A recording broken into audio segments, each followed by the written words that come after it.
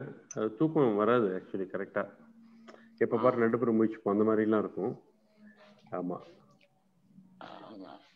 நீங்கள் இதுவும் ட்ரை பண்ணலாம். அந்த உப்பு தண்ணியில் காலை வச்சுட்டு அதாவது 1 வீக்கு ஒருக்கா அப்படி செய்யறேன் நான். ஆமாம், அது வந்து நம்ம ஆனா உங்க தண்ணி கொஞ்சம் சூடா இருக்கணும் சார், ரொம்ப ஜில்லுன்னு வச்சுக்காதீங்க. லெஃப்ட் சைடுக்கு சூடு தண்ணி தான் கிளியர் ஆகும். ஓகே, கொஞ்சம் வார்மா வச்சுக்கோங்க.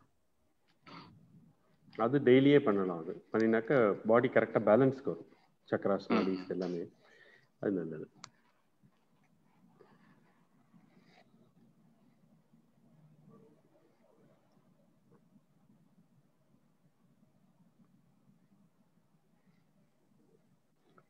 வணக்கம் ராமு சார்.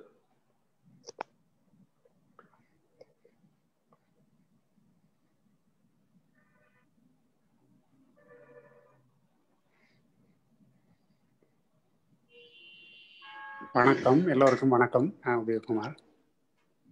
வணக்கம் உதயகுமார் சாமி. வணக்கம் உதயகுமார் சார். வணக்கம். வணக்கம் வணக்கம் சார். வணக்கம் வணக்கம் ராமு, கோபிநாத் எல்லோருக்கும் வணக்கம். சுதா வணக்கம்.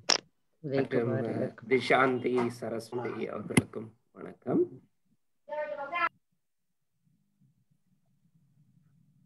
நாங்கள் இப்போ ஃபேஸ்புக்கில் லைவாக ஸ்ட்ரீம் பண்ணிட்டு இருக்கிறோம். இன்னொரு 1 or 2 minutes வெயிட் பண்ணலாம். ஓகே.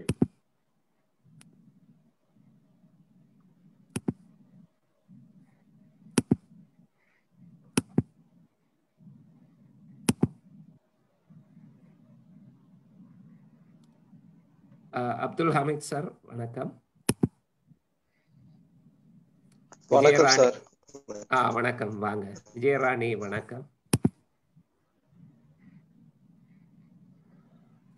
அப்துல் ஹமீத், எப்படி போயிட்டு இருக்குது உங்க மெடிடேஷன்ல? நல்லா பண்றீங்களா? டெய்லி பண்றீங்களா? ஆமா சார், நல்லா டெய்லியா பண்ணி கொண்டு. எப்படி ஃபீல் பண்றீங்க இப்போ தியானம் பண்ணும்போது?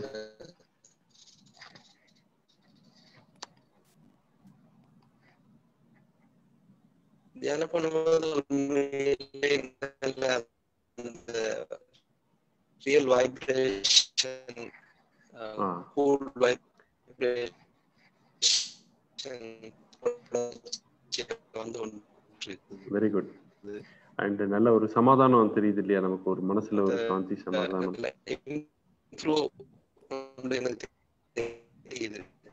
ஓகே, எல்லா விஷயங்களையும். உங்க வாய்ஸ் கொஞ்சம் விட்டு விட்டு வருது. மேபி அங்க சிக்னல் சரியில்லையா என்ன தெரியல. மற்றும் ஏவி சௌந்தரி அவர்களுக்கு வணக்கம். ஆமா,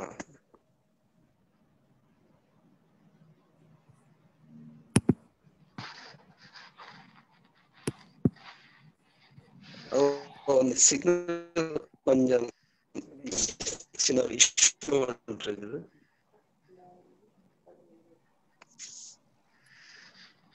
மற்றும் ஸ்ரீதர் அவர்கள் இணைந்திருக்கிறார். வணக்கம் ஸ்ரீதர்.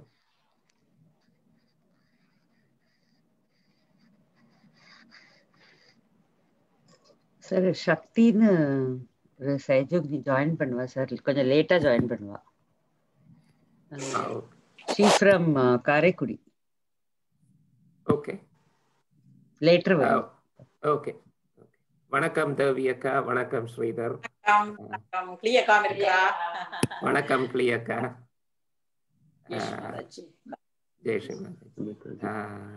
ராயல் கம்ப்யூட்டர் சென்டர் அவருக்கும் வணக்கம். ஒரு வணக்கம் போட்டுருக்காரு. ஸ்ரீதர். ஓகே, சாட்ல போட்டுருக்காரு. வணக்கம் கிருபா மேம். அவங்க சாயயோகி ஸ்ரீலங்கா இல்லையா? டொரண்டோல இருப்பாங்க.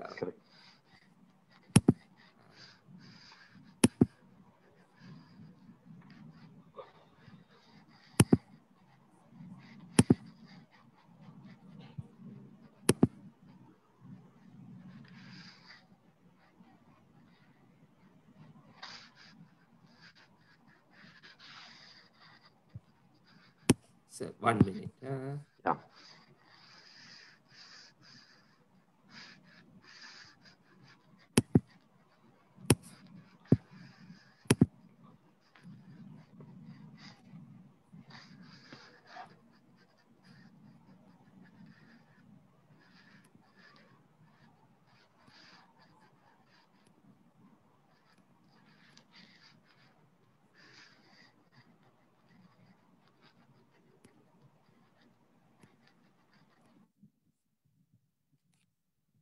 நமது அன்பர்கள் அனைவருக்கும் வணக்கம். நீங்கள் எங்கிருந்து இணைந்திருந்தாலும், எந்த நாடு அல்லது எந்த கருவி வழியாக இணைந்திருந்தாலும் வணக்கம். இன்றைய வெள்ளிக்கிழமை மாலை தியானத்திற்கு அனைவரையும் வரவேற்கிறோம். இன்றைய தியானத்தில் நாம் இதய சக்கரத்தின் வலது பக்க இதய சக்கரத்தின் பண்புகள், குணாதிசயங்கள், அது பற்றிய விஷயங்களை கொஞ்சம் ஆழமாக பார்க்கலாம். திரு பிரகாஷ் அவர்கள் இன்றைய தியானத்தை ஆரம்பித்து வைப்பார்கள். பிரகாஷ் சார், நாங்கள் ஆரம்பிக்கிறோம். தேங்க்யூ. நன்றி. காலை வணக்கம் மற்றும் மாலை வணக்கம் அனைத்து தேசங்களிலிருந்து இணைந்தவர்களுக்கும், முகநூலில் இணைந்தவர்களுக்கு எங்களுடைய வணக்கங்கள், ஜூமில் இருப்பவர்களுக்கு எங்களுடைய வணக்கத்தை தெரிவித்துக் கொள்கிறோம். நீங்கள் அனைவரும் தினந்தோறும் நன்றாக ஆழ்ந்த தியானத்தில் செய்து கொண்டிருப்பீர்கள், பயிற்சி செய்து கொண்டிருப்பீர்கள் என்று நம்புகிறோம். இன்று நாம் நமது வலது இதய சக்கரத்தை பற்றிய ஒரு விளக்க உரையும், அதில் எப்படி தியானம் செய்வது, அதன் குணாதிசயங்கள் என்ன, அது எதனால் மாசுபடுகின்றது, அந்த சக்கரத்தில் எதிர்மறை சக்திகள் குடிகொண்டிருக்கின்றது, அவை எல்லாத்தையும் நாம் இன்று பார்ப்போம். தியானத்திலும் ஈடுபடுவோம். நாம் இன்று பாடல் ஒன்றையும் பதிவிடுவோம். அந்த பாடலும் வலது இதய சக்கரத்துக்கு உண்டான ஒரு தெய்வத்தை பற்றிய ஒரு பாடல் தான். நாம் காண்பது போல் எல்லா சக்கரங்களுக்கும் ஒரு தெய்வங்கள் உள்ளது. தெய்வங்கள் என்பது அந்த தெய்வத்தின் குணாதிசயம்.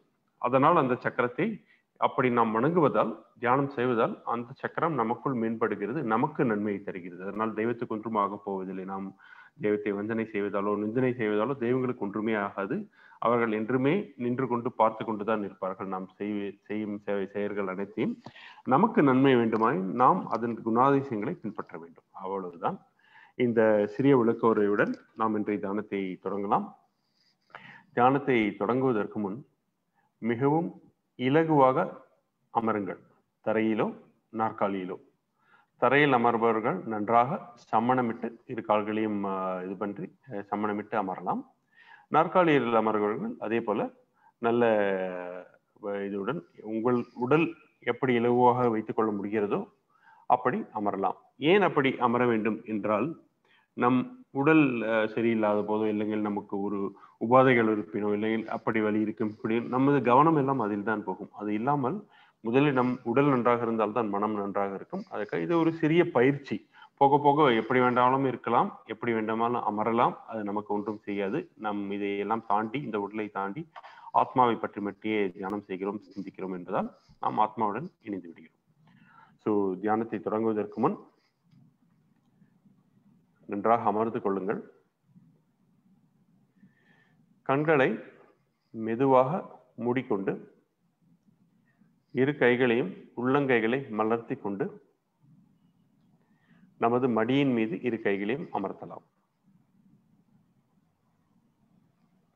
பின்பு 3 முறை மூச்சு பயிற்சி. ஆழமாக உள்ளிழுத்து மிகவும் மெதுவாக வெளியே விட வேண்டும் 3 முறை. இப்படி செய்வதால் நம் உடல் மனம் இலகுவாகின்றது, தேவையற்ற சிந்தனைகள் அகன்று விடுகின்றது. 3 முறை செய்யலாம். முதல் முறையாக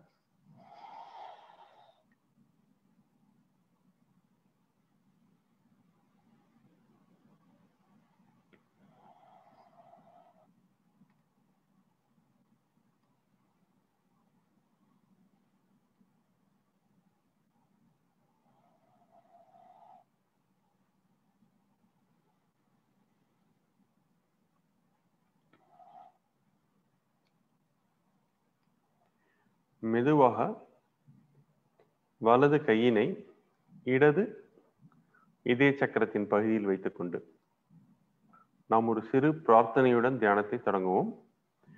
சிறு பிரார்த்தனை முடிந்தவுடன் கவச்சமிடுதலும் குண்டலினியை எழுப்புதலும் செய்வோம். ஏன் பிரார்த்தனை செய்ய வேண்டும் என்றால், பிரார்த்தனை என்பது நமது ஒரு ஆசையின் வெளிப்பாடு.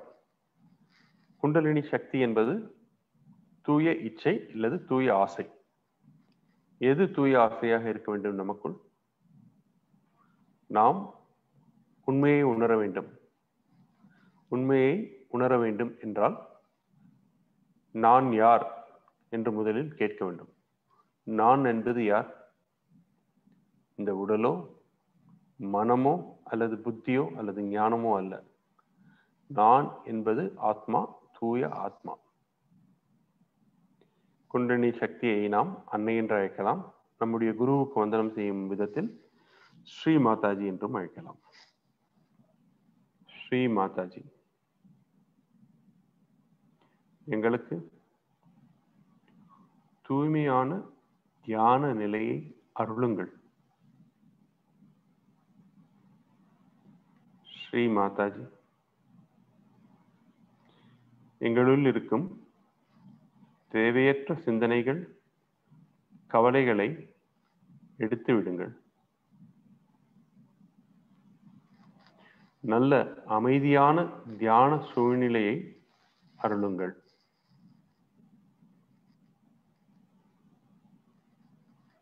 ஸ்ரீ மாதாஜி, செய்வது எல்லாம் நீங்களே, அதன் பலனை அனுபவிப்பெறும் நீங்களே. நாங்கள் வெறும் கருவி மட்டுமே. நாங்கள் என்பது இந்த ஆத்மா. உங்களின் அருளும் ஆசியும் எங்களுடைய ஆத்மாவில் பிரதிபலிக்கட்டும். எங்களது ஆத்மா உங்கள் அருள் ஆசியினை உணரட்டும்.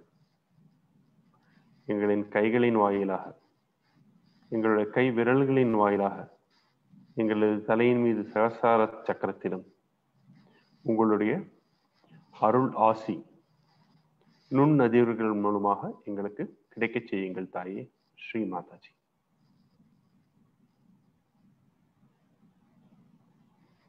இப்படி பிரார்த்தித்துக் கொண்டு 2 கைகளையும் மடியின் மீது வைத்துக் கொள்ளலாம். 1 நிமிடம் அமைதியான தியானத்தில் இருப்போம். எல்லா சிந்தனைகளும் மறந்துவிட்டு, எல்லா கவலைகளையும் மறந்துவிடும். கண்களை மூடிக்கொண்டு, நம் கண்களை மூடினால் நமக்கு தெரிய வேண்டியது ஸ்ரீ மாதாஜியின் முகம் மட்டுமே. அதை நன்றாக நினைவில் வைத்துக் கொள்வோம். ஆழ்ந்த தியானம் தன்னால் கிடைத்துவிடும்.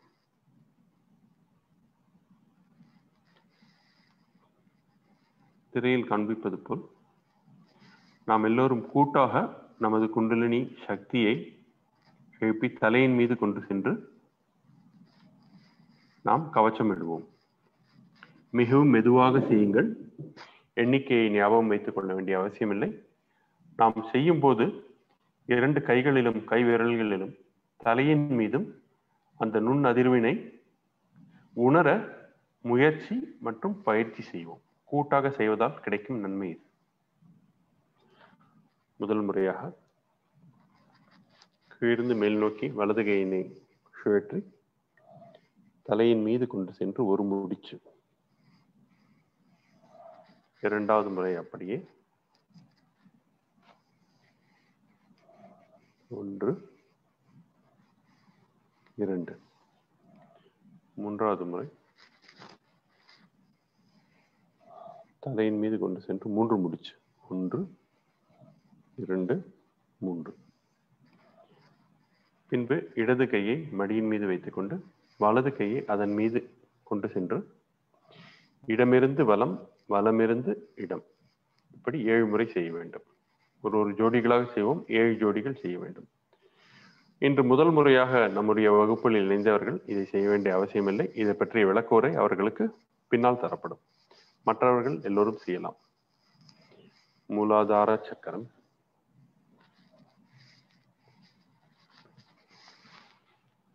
சுவாதிஷ்டானம், நாபி சக்கரம் அல்லது மணிப்புரா, ஹிருதய சக்கரம், விஷுத்தி, ஆக்ஞா, சஹஸ்ராரா.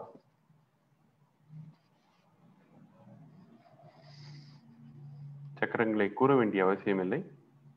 ஒரு சில பேருக்கு சந்தேகம் இருக்கலாம், நாம் எண்ணிக்கை சரியாக செய்கிறோமா என்று. அதனால் கூறுகிறோம். இது கூற வேண்டிய அவசியமில்லை.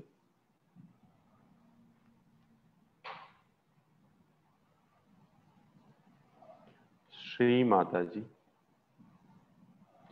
தியானத்தில் எனக்கு சமநிலையை தாருங்கள். என்னுடைய கவனமெல்லாம் இடது மற்றும் வலது நாடியில் செல்லாமல் நடு நாடியில் இருக்க அருள் செய்யுங்கள் தாயே.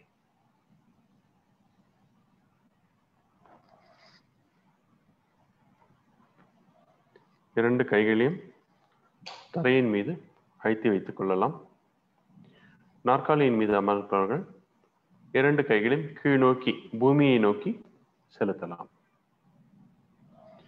நமக்குள் இருக்கும் எல்லா விதமான எதிர்மறை சக்திகளையும் இழுக்கும் ஆற்றல் பூமி தாய்க்கு உண்டு. அதனால்தான் நாம் கட்டிடம் கட்டும்போது நம் வீடுகளில் எர்திங் என்று ஒரு வயரை சொருகுகிறோம். தேவையற்ற மின்கசிவு ஏற்பட்டால் அது பூமியினுள் இழுத்துவிடும். அத்தகைய சக்தி பூமிக்கு உள்ளது. நம் உடலில் இருக்கும் தேவையற்ற கசிவுகளையும் தேவையற்ற எதிர்மறை சக்திகளையும் பூமி தாய் இழுத்து நமக்கு நல்ல நேர்மறை சக்திகளை அருள்வார். தாயே, என்னுள் இருக்கும் தேவையற்ற எதிர்மறை சக்திகளை பூமியினுள் இழுத்து எனக்கு நல்ல தியான நிலையை அருளுங்கள். தியானத்தில் எனக்கு சமநிலையை அருளுங்கள். என்னுடைய குண்டலினி சக்தியை இறைவனின் சக்தியுடன் இணைத்து உணரச் செய்யுங்கள். என் உடலின் எல்லா பாகத்திலும் இந்த குண்டலினி சக்தியை பரவச் செய்யுங்கள்.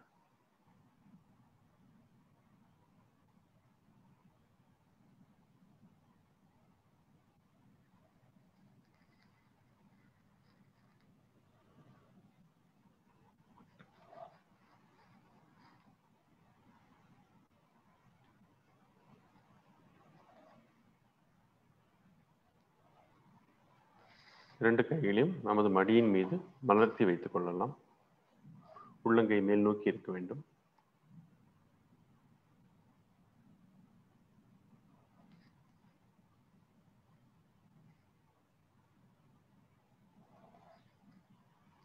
நமது இடது நாடியினை சுத்தப்படுத்துவோம்.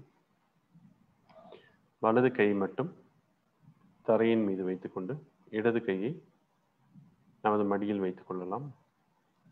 கவனத்தை இடது கையின் நடுப்பகுதியில் உள்ளங்கையில் கொண்டு செல்லலாம் முடிந்தால், அல்லது தரையின் மீது வைத்துக் கொள்ளலாம். எப்படி வசதி அப்படி செய்யலாம். ஸ்ரீ மாதாஜி, எனது இடது நாடியில் உள்ள எல்லா விதமான எதிர்மறை சக்திகளையும் பூமி தத்துவத்தில் இழுத்துக் கொள்ளுங்கள்.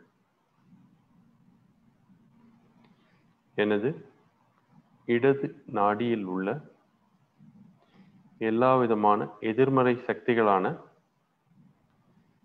கடந்த கால வாழ்க்கையை பற்றிய நினைவுகள், அதீத நினைவுகள், எனக்கு நானே விதித்துக் கொண்ட சுய கட்டுப்பாடுகள், மமகாரம் எனப்படும் பிரதி அகங்காரம்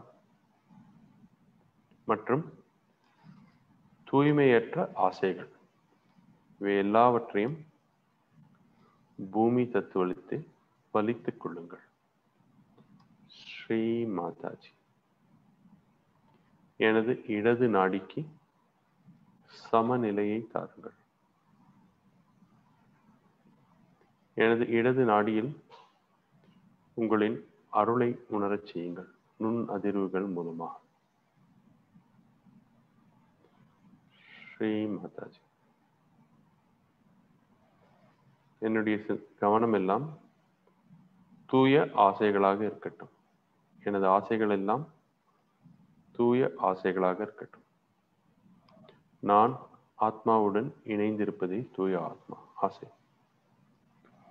ஸ்ரீ மாதாஜி,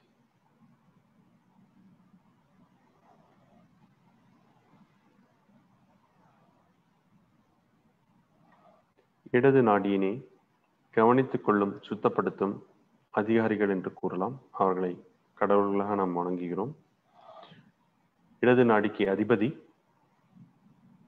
ஸ்ரீ மகாகாளி மற்றும் ஸ்ரீ பைரவநாத் நமக்கு இடது நாடியில் ஏற்படும் எல்லா துன்பங்களிலிருந்தும் விடுவித்து நம்மை பாதுகாக்கிறார்கள்.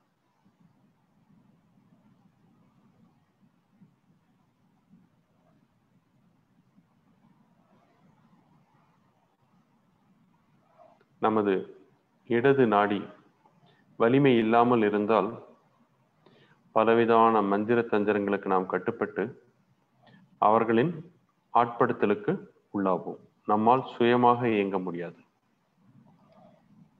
அப்படிப்பட்ட ஒரு நல்ல அந்த தீய சக்திகளிலிருந்து பாதுகாத்து ஒரு நல்ல நிலையை நமக்கு தருவது ஸ்ரீ மகாகாளி மற்றும் ஸ்ரீ பைரவநாத் ஆகும். அவர்களின் அருள் இருந்தால், சகஜயோக தியானமும் செய்தால் நாம் இந்த துன்பங்களிலிருந்து எல்லாம் விடுபடலாம். ஸ்ரீ மாதாஜி. இடது நாடியின் தத்துவங்களான ஸ்ரீ மகாகாளி மற்றும் ஸ்ரீ பைரவநாத் அவர்களின் அருளை உணரச் செய்யுங்கள்.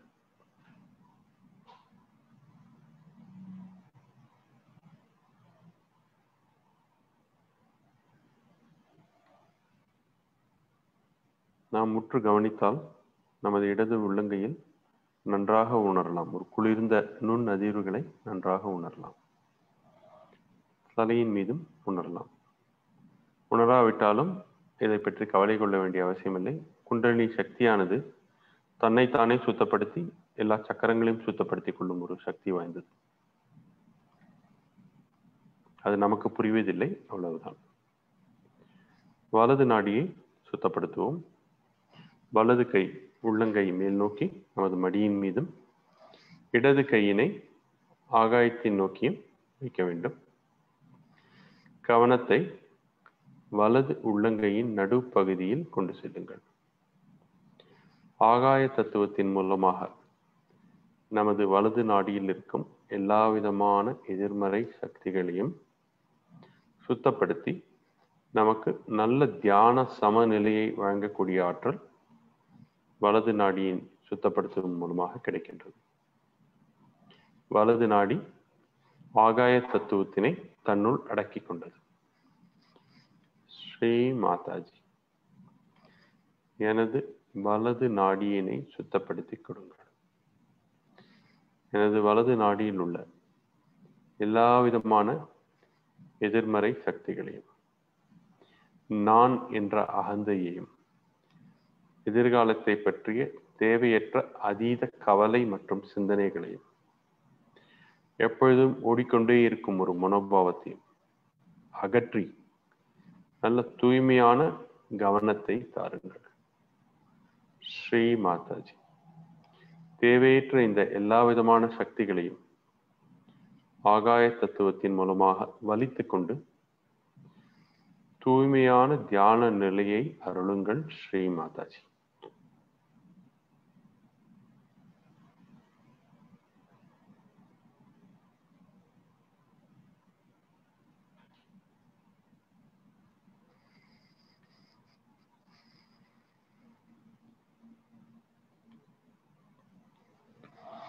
வலது நாடியின் அதிபதி ஸ்ரீ மகா சரஸ்வதி மற்றும் ஸ்ரீ ஹனுமானா அவர்கள்.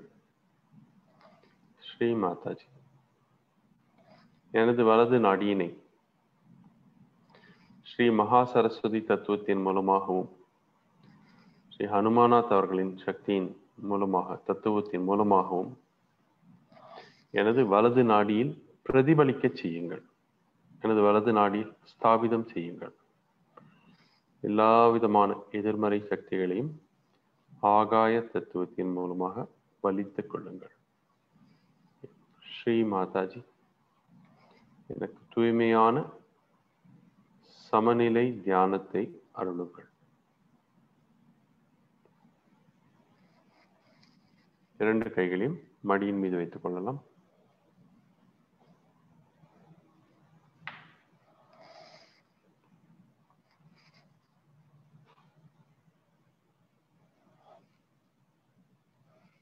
மெதுவாக நமது வலது கையினை வலது இதய பகுதியில் கொண்டு செல்லுங்கள். அதன் மீது வைக்கலாம். வலது இதய சக்கரமானது சமுதாயத்தில் நம்மை பொறுப்புள்ளவர்களாக ஆக்குகின்றது, நம்மை பொறுப்பு மிக்கவர்களாக ஆக்குகின்றது. நமது தந்தையருடன் நல்ல உறவினை மேம்படுத்த உதவி செய்கின்றது. நாம் சமூகத்தில் ஒரு நல்ல தந்தையாகவும் நமது குழந்தைகளுக்கு ஒரு நல்ல வழிகாட்டியாகவும் இருக்க செய்கின்றது. இதெல்லாம் வலது சக்கரத்தின் குணாதிசயங்கள் ஆகும். நம்முடைய தந்தையருடன் நமக்கு நல்ல உறவுமுறை இல்லாதிருப்பின் நமது வலது இதய சக்கரம் பழுதடைய வாய்ப்புள்ளது. பழுதடையும் என்றால் அதன் இயக்கத்தினை நம்மால் உணர முடியாது. நாம் நம் தாய் தந்தையரை மரியாதையுடன் நடத்தாவிட்டால் நமக்கு இந்த சக்கரத்தின் முழு சக்தியும் கிடைக்காது. அப்படி செய்வதால் நம்மை நாமே துன்பப்படுத்திக் கொள்கிறோம். நாம் எப்படி இருக்கிறோமோ அப்படி நம்மை பார்த்துதான் நம்முடைய குழந்தைகளும் வளர்கின்றது. நாம் நம் தந்தையரை எப்படி நடத்துகிறோமோ, எப்படி மரியாதை தருகிறோமோ அப்படித்தான் நமக்கும் கிடைக்கும் நம்முடைய குழந்தைகளுடன். இதனால் மிகவும் அவசியம் நமது தந்தையருடன் நல்ல உறவு நிலையை மேம்படுத்திக் கொள்ள வேண்டும். வலது இதய சக்கரத்தின் அதிபதி ஸ்ரீ ராம் மற்றும் சீதா லட்சுமி அவர்கள். ஸ்ரீ ராமனின் குணாதிசயத்தை பார்த்தோமானால் அவர் தாய் தந்தையின் சொல்லை தட்டவே இல்லை. அவருடைய தந்தையர் அவரை காட்டுக்கு போக செய்த போதும் தந்தை சொல்லை தட்டாமல் மந்திரமனை ஏற்றுக்கொண்டு காட்டுக்கு சென்றார்.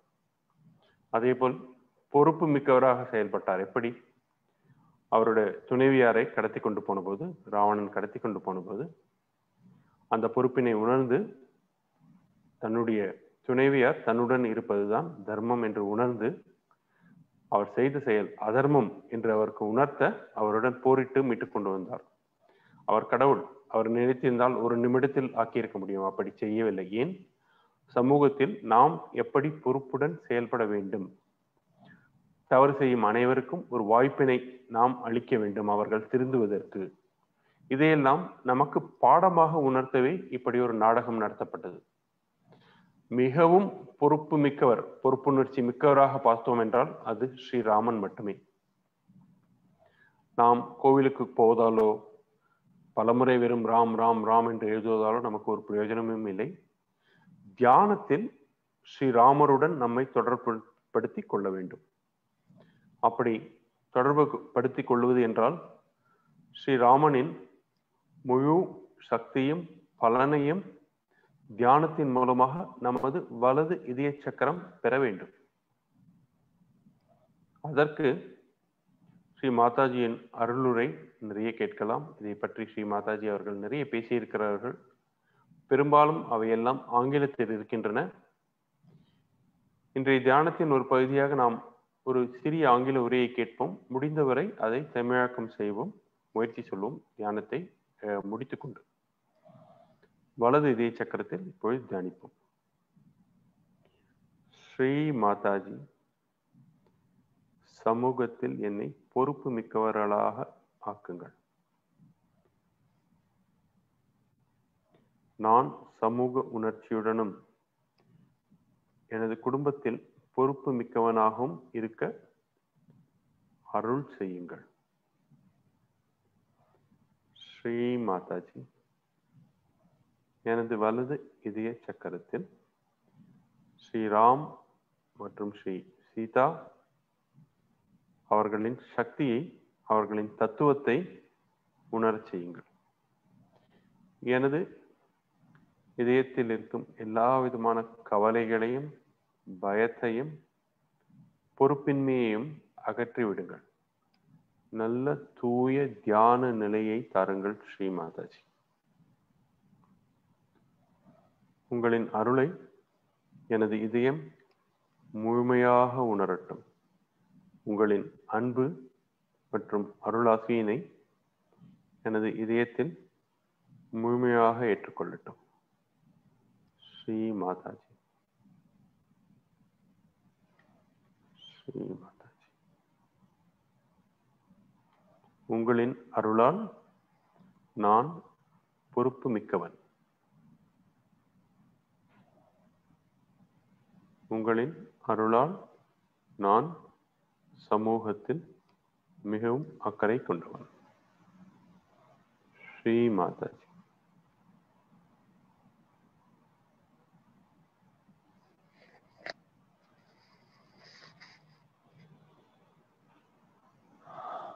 வலது கையினை மெதுவாக நமது நெற்றியில் வைத்துக்கொண்டு இரண்டு பகுதியும், நெற்றியின் இரண்டு பகுதியும் அழுத்தமாக பிடித்துக் கொள்ளலாம். அந்த கைகளினால் தலையை கீழ்நோக்கி செலுத்தி, இது ஆக்ஞா சக்கரமாகும். ஸ்ரீ மாதாஜி. நான் இந்த மமகாரமோ அகங்காரமோ இல்லை. நான் தூய ஆத்மா. தங்களின் அருளால் நான் தூய ஆத்மா. என்னுடைய கோபதாபங்கள், விருப்பு வெறுப்புகள், தேவையற்ற கவலைகள், இவை எல்லாவற்றையும் நான் சரணாகதி செய்கிறேன். நான் எல்லாவரையும் முழு மனதாக மன்னிக்கிறேன். இத்தருணத்தில் யார் நமக்கு கெடுதல் செய்தார்கள், அவர்கள் தவறு செய்தார்களா, இல்லை நாம் தவறு செய்தோமா என்று எண்ண வேண்டிய அவசியமில்லை. மன்னிப்பு என்பது மனதார ஆழ் மனதிலிருந்து வெளிப்பட வேண்டும். அடுத்த முறை நாம் அவர்களை காணும் பொழுது ஆவலுடன், அன்புடன், புன்சிரிப்புடன் அவர்களை ஏற்றுக்கொள்ளும் ஒரு மனப்பக்குவம் நமக்கு கிடைக்க வேண்டும். அப்படி செய்தால் மட்டுமே நாம் அவர்களை முழுமையாக மன்னித்தோம் என்று அர்த்தம். நாம் மன்னிப்பதாலோ மன்னிக்காமல் இருப்பதாலோ அவர்களுக்கு ஒன்றும் ஆகப் போவதில்லை. நாம் நம்மை நாமே துன்பப்படுத்திக் கொள்கிறோம். இந்த துன்பத்திலிருந்து விடுபட ஸ்ரீ மாதாஜி, நான் எல்லாவரையும் முழுமையாக மன்னிக்கிறேன். தெரிந்தோ தெரியாமலோ நான் செய்த தவறுகளையும் மன்னித்து ஏற்றுக்கொள்ளுங்கள். இதை இரண்டே உச்சாரணத்தில் சொல்லலாம். அவைதான் ஹம் மற்றும் ஷம் என்பது. ஹம் என்பது நம்மை நாமே மன்னித்துக் கொள்வது. ஷம் என்பது நாம் அடுத்தவர்களை மன்னித்துக் கொள்வது. இதை நாம் கூட்டாக உறக்க 3 முறை சொல்லலாம், 2 முறை சொல்லலாம். ஆக்ஞா சக்கரம் என்பது 2 இதழ்களை கொண்டது. ஹம் ஷம் ஹம் ஷம்.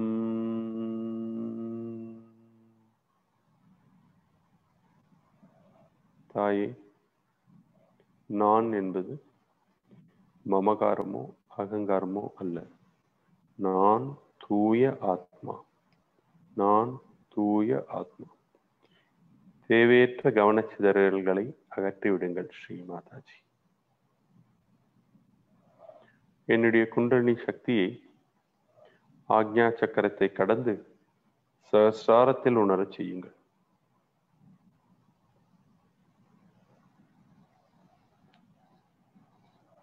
மெதுவாக வலது கையினை தலையின் மீது அமர்த்தி அழுத்தி வைத்துக் கொள்ளலாம்.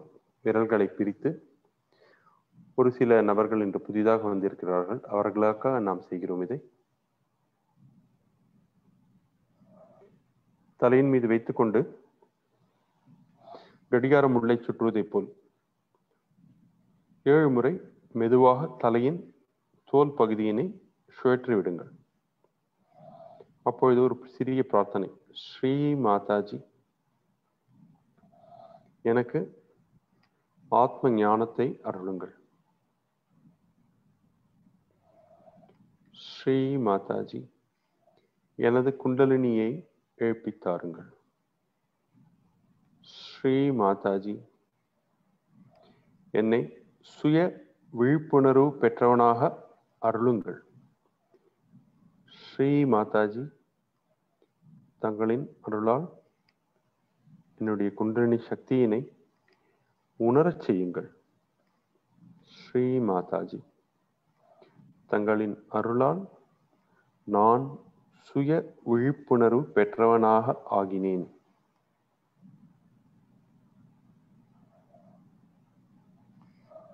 வலது கையினை மட்டும் மெதுவாக தலையிலிருந்து ஒரு சில அங்குல இடைவெளி விட்டு மேல் நோக்கி கொண்டு செல்லுங்கள். வலது கையினை மட்டும் மெதுவாக பக்கவாட்டிலும் முன்பகுதியிலும் மேலும் கீழுமாக வலது கையினை அசைத்து பாருங்கள். ஏதாவது ஒரு பகுதியில் இருந்து ஒரு குளிர்ந்த காற்று வெளிப்பட்டு உங்கள் உள்ளங்கைகளில் மோதுவது போல் இருக்கின்றதா? இதுதான் குண்டலினி சக்தியாகும். இது ஸ்ரீ மாதாஜியின் அருளால் உங்களுக்கு கிடைக்கப்பட்டது. நன்றாக உணரலாம். இதை பக்கவாட்டிலும் உணரலாம். தலையின் முன்பகுதிகளிலும் கவனம் செய்தால் நன்றாக உணரலாம். மெதுவாக வலது கையினை கீழே வைத்துவிட்டு தலையின் மீது இடது கையினை கொண்டு செல்லுங்கள். தலையில் வைக்க வேண்டிய அவசியமில்லை. தலையை இருந்து உயர்த்தி, சற்று மேலே உயர்த்தி மெதுவாக கைகளை அசைத்து பாருங்கள். இடது கையினை. ஸ்ரீ மாதாஜி, இதுதான் என்னுடைய குண்டலினி விழிப்புணர்வு நிலையா? இதுதான் என்னுடைய சுய விழிப்புணர்வு நிலையா? ஸ்ரீ மாதாஜி. நீங்கள் கேட்கும் கேள்விக்கு பதில் வார்த்தைகளால் வழிவதில்லை, இந்த குளிர்ந்த நுண் அதிர்வுகளால் வெளிப்படுத்துகின்றது. உணர்ந்து விட்டால் இரு கைகளை மெதுவாக மடியின் மீது வைத்து கண்களை மூடிக்கொள்ளலாம்.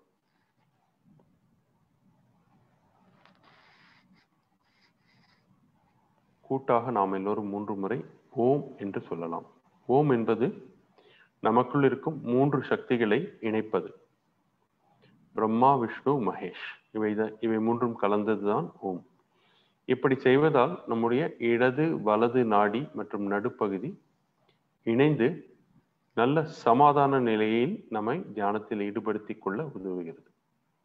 அடி வயிற்றிலிருந்து ஓம் வர வேண்டும். இம் என்று சொல்லும் போது நமது இரு உதடுகளும் இணைந்து அந்த அதிர்ச்சியினை நம் சகசிராரத்தில் உணர வேண்டும். தலையின் மீது தொடங்குவோம். முதல் முறையாக 3 முறை சொல்லுவோம். எல்லோரும் ஆழ்ந்த நிலையில் வாய்விட்டு சொல்லலாம்.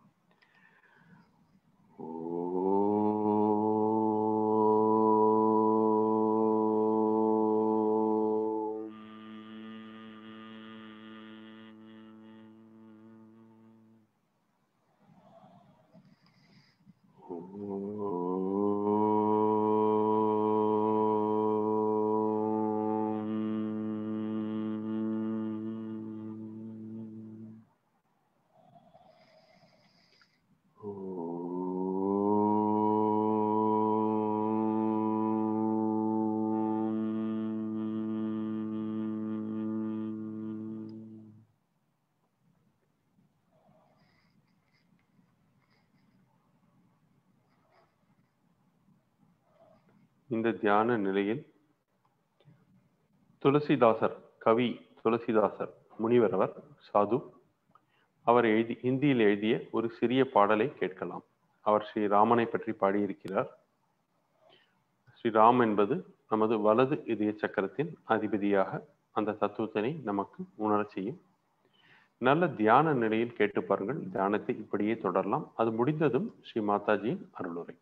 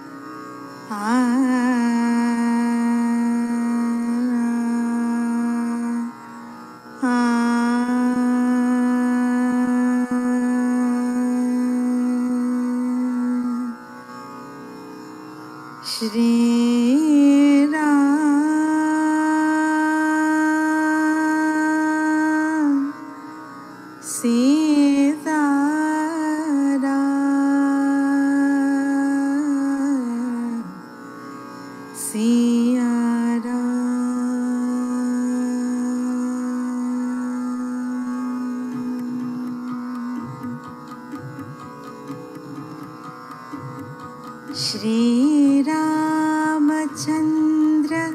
कृपालु भज मन हरन भव भयदारुणं श्रीरामचन्द्र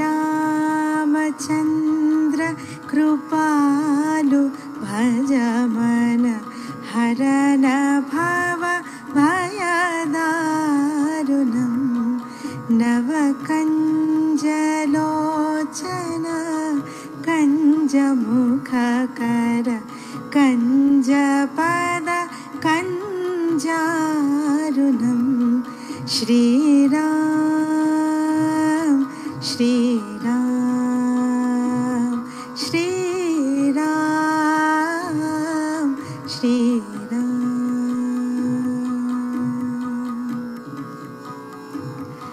कंदर्प अगणित अमित छवि नवनील नीरज सुंदरम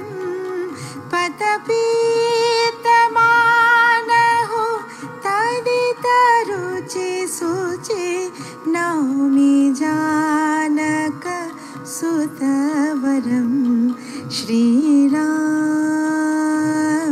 श्रीराम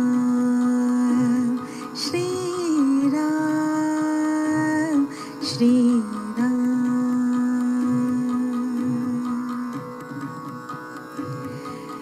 शिरकीर्त कुंडल तिलक चरु ओधारु अंग विभूषणम् आजानुभुज शर चापधर संग्राम जित खर दूषणं श्रीराम श्रीराम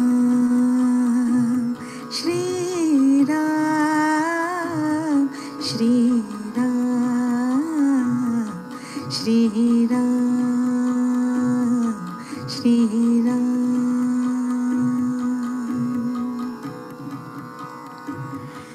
बजुदीन बंधु दिनेश दानव दैत्यवंश निकंदनम रघुनंदयानंद कंद कौशल चंद्र दशरथनंदनम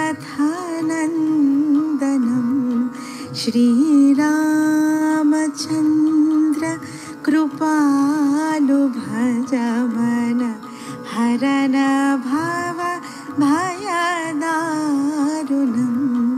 श्रीराम श्रीराम श्रीराम श्रीराम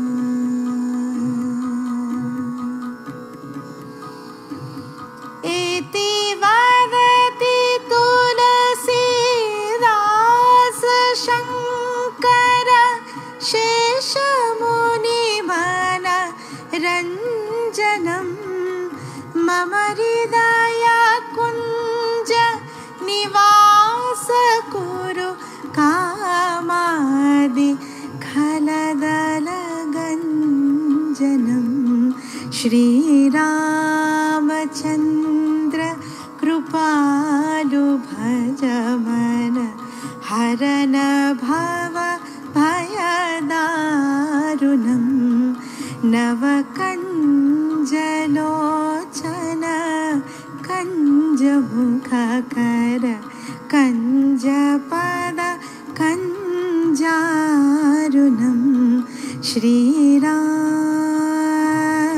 श्रीराम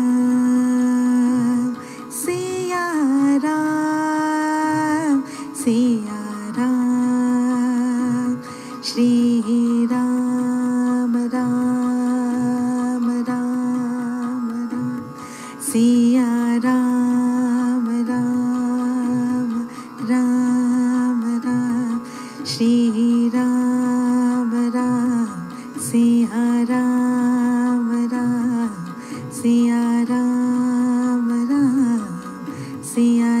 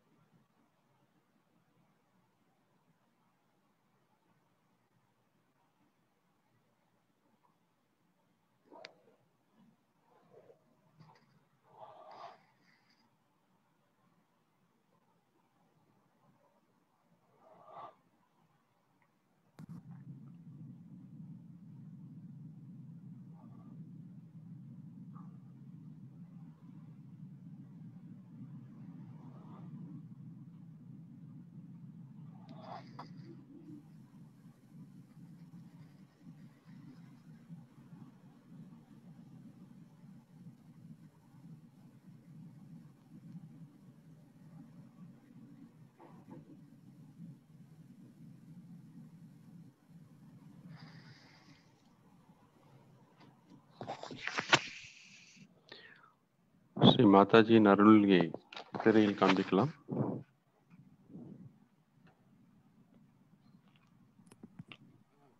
நன்றி பிரகாஷ் சார். இல்லை நான் இல்ல கண்டினியூ பண்ணுங்க, சொல்லுங்க. ஓகே, இல்லை காண்பிக்கணுமா? அது இருக்கா? ஷேர் பண்ணணுமா? இல்ல என்னட்ட இருக்கு அந்த தமிழ் இது வந்து நாங்க மொழிபெயர்க்கிறோம். Okay.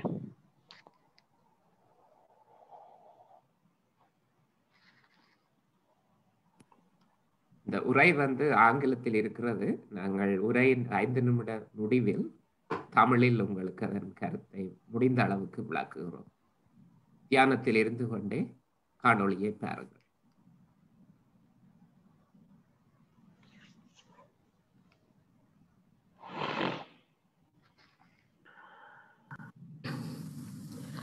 Today we are celebrating in Switzerland the coronation of Sri Rama on Dashera Day. Many things happened on Dashera Day. The most important was that Sri Rama was coronated as a king on this day.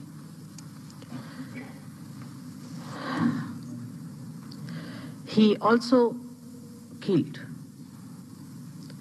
Ravana on this day. Many may say that how can it be he killed Ravana and he was coronated on the same date. In those days in India, we had supersonic aeroplanes. And it's a fact. And the aeroplane's name was Pushpak, meaning the flower. It was called as Pushpak, and it has a tremendous speed. So after killing Ravana, he came to Ayodhya with his wife, and that was the day he was crowned.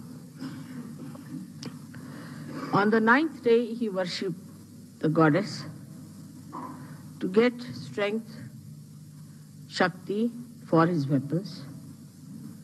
And the 10th day, he killed Ravana.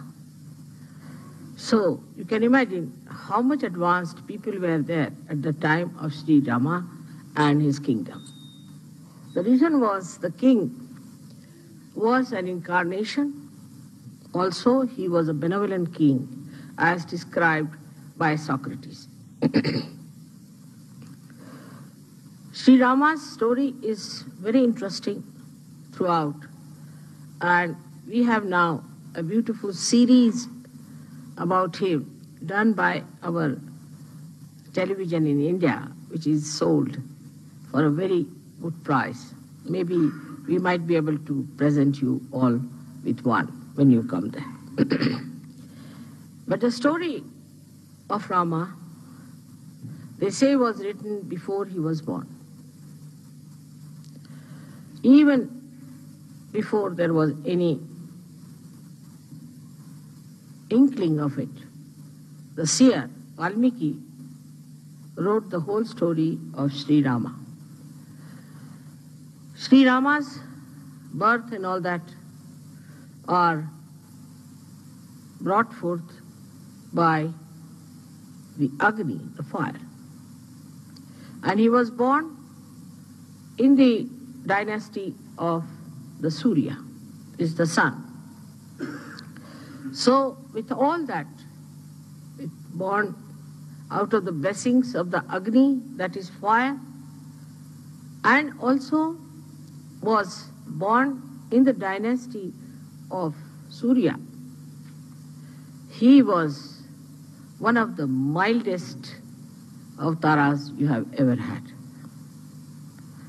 He is known to be a very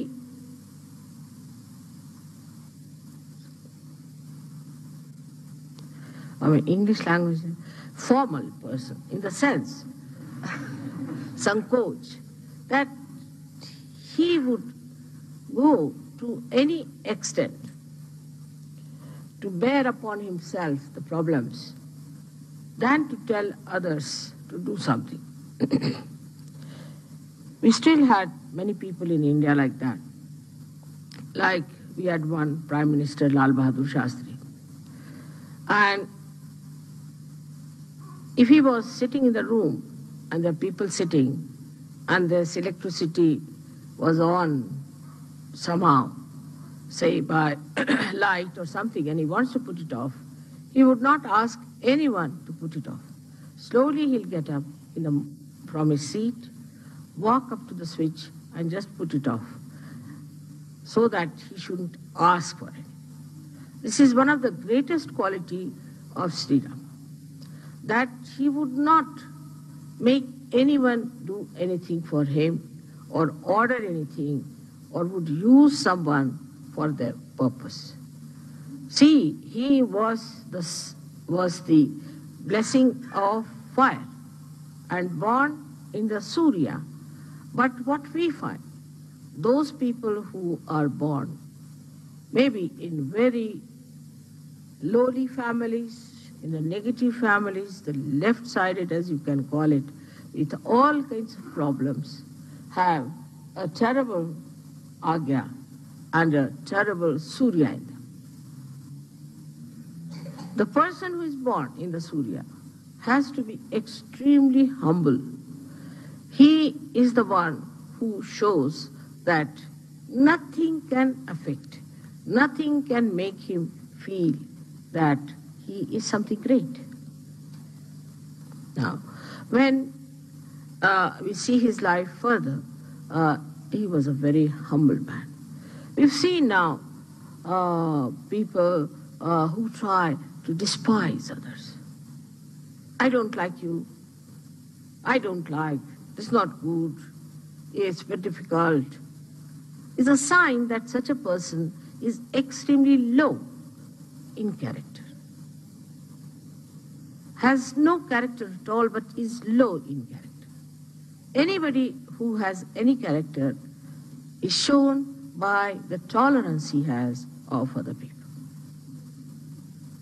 Intolerance is a sign of a person who is extremely egoistical and is vain, this vanity. Sri Rama was so much loved by the people where he ruled in that state, and he had the most beautiful wife of the most venerated father Janaka, and who was the beloved son of his father. But he was such an humble man, that in all his character you see the beauty. Like he was going by a little boat when he went for his exile. And the one who was taking him was an ordinary boatman. And the boatman was feeling very much upset that he's sitting before the king of Ayodhya and he doesn't have proper clothes. So Sri Rama, who was himself, was wearing nothing but valkalas, are the clothes which are worn by the village people or worn by the people who live in the primitive areas, only kind of leaves that they have. He had to wear that because his mother, the stepmother, asked for that kind of a boon from the father. And then Sri Rama just told him, "Why are you worried? I'm wearing this, I'm no more a king. I'm sitting before you like this. You should be quite comforted. And I really don't know how to steer the boat, while you know how to steer the boat. So why should you be worried?" Like that, he kept even the people who we would call as low in society at a very human beings. He himself is called as Maryada Purushottama. Means he was the one who knew how far to go with someone, Maryada. How to talk to someone, how to approach someone. While we find people who misbehave, even with their husbands, with their wives, with their children, with everyone, and also outside they are about to jump on others. That's absolutely against Rama. It's like Ravana. Even Ravana was not like this. He was also of not that nature. Because he had certain dharmas within him. He was a realized soul, but he had become a Rakshasa because he became arrogant. But even his arrogance cannot be matched with many modern people and modern girls and men that I hear and see, that it is surprising they have really surpassed Ravana. Ravana only had 10 heads, but sometimes I feel that the modern men might have, or the women especially, might have 108 heads. The arrogance, the amount of expression of hatred is so ridiculous and makes a person look so useless. But I see such people very common, and in Sahaja Yoga also they crawl somehow. Actually, such people are absolutely despised by God Almighty. You go further with his life.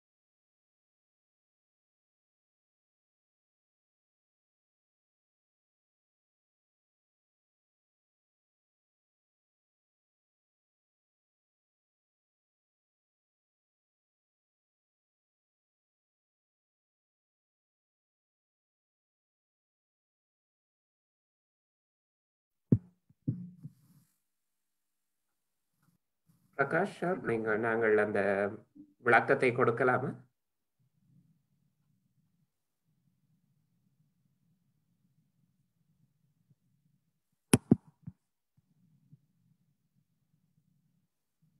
Prakash sir, நீங்க இருக்கிறீங்களா? இருக்கிறேன்.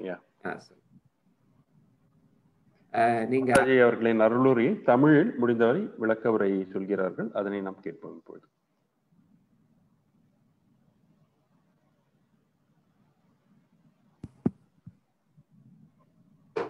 நீங்க சொல்றீங்களா? இல்ல, okay, சரி. ஸ்ரீ மாதாஜி அவர்கள் இன்று நமது வலது இதய சக்கரத்தை, அதன் அதிபதியான ஸ்ரீராமரை பற்றியும் அவரின் குணாதிசயங்களையும் நமக்கு விளக்கினார். ஸ்ரீராமர் என்பவர் மிகவும் சமூக பொறுப்பு மிக்கவராக இருந்தார். அவர் வருவதற்கு முன்பே அவரை பற்றிய அந்த கதையை முனிவர் வால்மீகி என்பவர் எழுதிவிட்டார். நடந்தது எல்லாமே ஒரு நாடகம், நமக்கு தர்மத்தினையும் சமூகத்தில் ஒரு பொறுப்புணர்ச்சியும் உணர்த்துவதற்காக மட்டுமே நடந்தது என்று கூறினார். அவரது தந்தை கூறியவுடன், ஸ்ரீராமனது தந்தை கூறியவுடன் மறுவார்த்தை கூறாமல் படகில் ஏறி 14 வருடம் காட்டுக்கு இருக்க வேண்டும் என்று சென்றார். படகோட்டி மிகவும் கூச்ச சுபாவத்துடன் ஒரு அயோத்தியா ராஜ்யத்தின் ஒரு அதிபதியை, ஒரு சக்கரவர்த்தியை நாம் இப்படி சாதாரண உடையில் பார்க்கிறோம் என்று வருத்தப்பட்டார். ஸ்ரீராமன் அவர்கள் அதையெல்லாம் பற்றி வருத்தப்படவே இல்லை. அவர்கள் அன்பு கலந்த வார்த்தையுடன் அவர்களுடன் உரையாடினார். மற்றும் விளக்கத்தின் ஸ்ரீ மாதாஜியின் விளக்க உரையின் தொடக்கத்தில் ஸ்ரீராமர் அவர்களின் முடிசூட்டு விழாவை பற்றியும் கூறினார். நாம் தென்னிந்தியாவில் நவராத்திரி என்று மிகவும் விமர்சையாக கொண்டாடப்படுகின்றது, இந்தியாவெங்கிலும் கொண்டாடப்படுகிறது. அந்த 9 ராத்திரியின் 10வது இரவு ஸ்ரீராமனின் முடிசூட்டு விழாவாகும். ராவணனை வதம் செய்துவிட்டு, போரில் கொன்றுவிட்டு சீதாவுடன் அவர் அயோத்திக்கு திரும்பினார். அந்த காலத்திலேயே இந்தியாவில் புஷ்பக விமானம் என்று கூறப்படும் சூப்பர்சானிக் விமானம், மிக அதிவேக விமானங்கள் இருந்தது. அவரை கொன்றுவிட்டு மறுநொடியில் அவர் இலங்கையை கடந்து அயோத்தியை அடைந்து விட்டார். அன்று அவரது முடிசூட்டு விழா நடந்தது.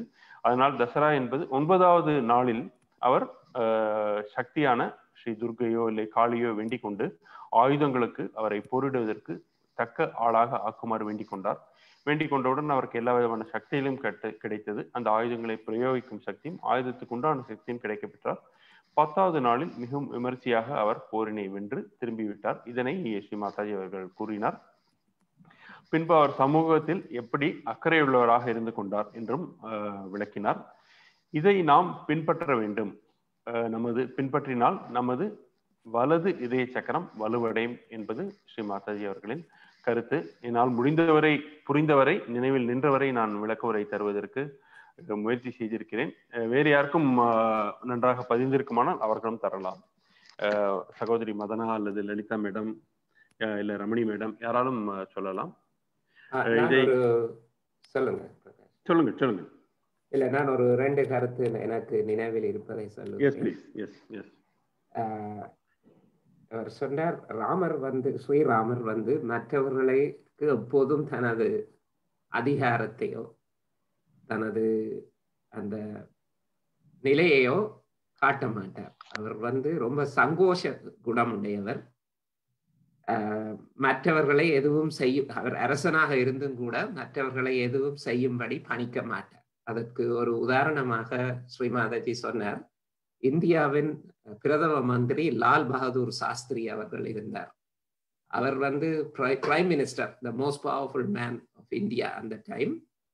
அவர் ஒரு ரூம்ல அறையில இருக்கிறப்போ இப்ப ஏதாவது ஒண்ணு செய்யணும், இப்ப ஒரு லைட் ஆன் பண்ணணும் அப்படின்னு சொன்னா மற்றவர்களை கேட்க மாட்டாரா. அவர் பிரதமராக இருந்தும் கூட அவரே சென்று அந்த லைட்டை ஆன் பண்றார். அது ஒரு ஸ்ரீராமரின் ஒரு சின்ன குணாதிசயத்தை அவர் அதில் பிரதிபலித்திருக்கிறார், ஒரு எடுத்துக்காட்டாக. அந்த பணிவு, மற்றவர்களிடம் அதிகாரம் காட்டாமல் இருப்பதும் ஒரு ஸ்ரீராமர், அதாவது அந்த வலது இதய சக்கரத்தின் ஒரு அருமையான குணாதிசயம். அதை அன்னை எடுத்து சொன்னார். அதே போன்று மற்றவர்களை இயல்பாக, அதாவது இவர் ஸ்ரீராமர் அயோத்தியின் அரசன் என்று அந்த பயம் அதை ஏற்படுத்தாமல் இயல்பாக வைத்துக் கொள்ளும் குணமும் உடையவர். அதற்கு உதாரணமாக சொன்னார், ஸ்ரீராமர் அந்த காட்டுக்கு செல்லும் போது, முதல் தடவையாக அயோத்தியாவில் இருந்து செல்லும் போது, அந்த குகன் அவருடைய படகில் தான் அந்த கங்கை ஆறு, எந்த ஆறு என்று சரியாக தெரியவில்லை, கங்கை ஆறாக இருக்கலாம், அந்த படகில் ஆற்றை கடக்கும் போது குகன் படகோட்டி மிகவும் சாதாரண பழைய கால உடை அணிந்திருந்தார் குகன். அவருக்கு மிகவும் சங்கடமாக இருந்தது. அயோத்தியின் அரசருக்கு முன்னால் சரிசமமாக அந்த மாதிரியான உடையுடன் தான் அமர்ந்திருக்கிறேன் என்று சங்கடப்பட்டார். அதை ஸ்ரீராமர் தனது இதயத்தால் அறிந்து குகனை சமாதானப்படுத்தினார். நான் இப்போது அரசனும் அல்ல, நானும் உன்னை போன்றே சாதாரண உடைகளை அணிந்திருக்கிறேன், எனவே எதுக்கும் கவலைப்பட வேண்டாம் என்று. அவர்களிடம் அந்த நேரத்தில் உருவான அந்த நட்பு நமது நட்புக்கே ஒரு சிறந்த உதாரணமாகும். அதாவது உண்மையான நட்பு என்பது பதவியோ அதிகாரமோ அல்லது சமுதாயத்தில் நமது நிலையையோ சார்ந்தது அல்ல. உண்மையான நட்பு இதயபூர்வமானது என்பதற்கு இன்னொரு உதாரணம். இந்த 2 உதாரணங்களும் எனக்கு ஞாபகம் வந்தது. மற்றவர்கள் தயவு செய்து சொல்லுங்கள். மிகவும் நன்றாக கூறினீர்கள் வினயன் அவர்களே. நாம் தானத்தை முடித்துவிட்டு நாம் கலந்துரையாடலாமா? கண்டிப்பாக. இன்னொரு பாடலும் இருக்கிறது, அந்த அதை கடைசி இறுதியில் போடலாம் நாங்கள் முடித்த. ஓகே, இப்ப போடுறீங்களா இல்ல முடிச்சிடலாமா? முடிச்சிட்டு போடலாம். முடிச்சிட்டு. ஓகே. தியானத்தை முடிப்பதற்கு முன் குண்டலினியை எழுப்பி கவச்சமிட போகிறோம். அதற்கு முன்பு இரு கைகளையும் இதய சக்கரத்தில் வைத்து ஒரு சிறு பிரார்த்தனை. தலையினை தாழ்த்தி நம்முடைய குரு ஸ்ரீ மாதாஜிக்கு, ஸ்ரீ மாதாஜி, ஒரு நல்ல ஆழ்ந்த தியான நிலையை எங்களை கொண்டு சென்றதற்கு நன்றி.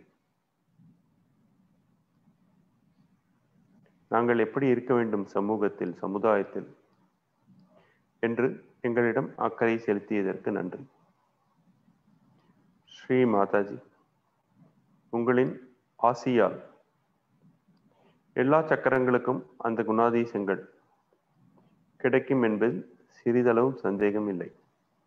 எங்களை தினந்தோறும் தியான நிலையில் ஈடுபடுத்திக் கொள்ள ஒரு வாய்ப்பினை அருளுங்கள்.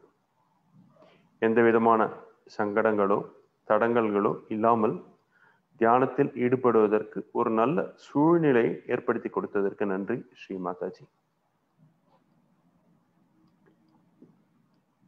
உங்களின் அருளையும் அருளாசியினையும் எப்பொழுதும் எங்கள் இதயத்தில் உணரச் செய்யுங்கள் ஸ்ரீ மாதாஜி.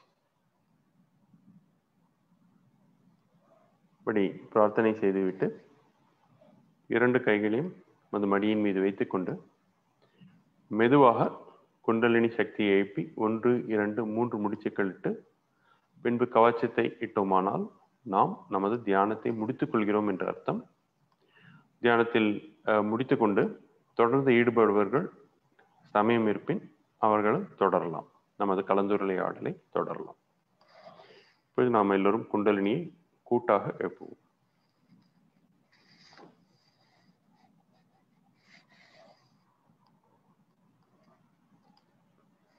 மிக மெதுவாக 2வது முறை 1, 2, 2 முடிச்சு. 1வது முறை 1, 2, 3. பின்பு 7 ஜோடிகளாக இடமிருந்து வலம், வலமிருந்து இடம் கவச்சமிட வேண்டும். மூலாதாரம், சுவாதிஷ்டானம், நாவி, ஹிருதயம், விஷுத்தி, ஆக்ஞா, சஹஸ்ராரம்.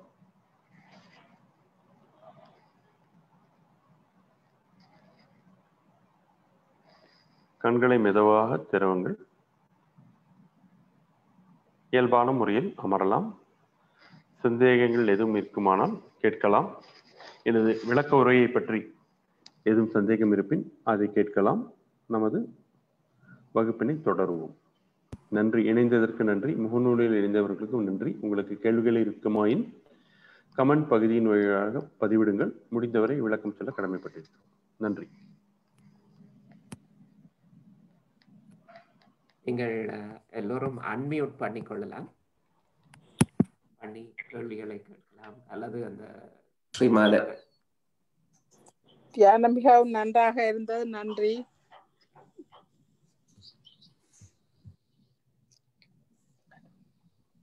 நன்றி கிருபாமா. ஓகே. கோபிநாத் அவர்கள் நன்றி என்று கூறியிருக்கிறார்கள். நன்றி திரு கோபிநாத். கமெண்ட்ஸில் பதிவிட்டிருக்கிறார் சாட்டில்.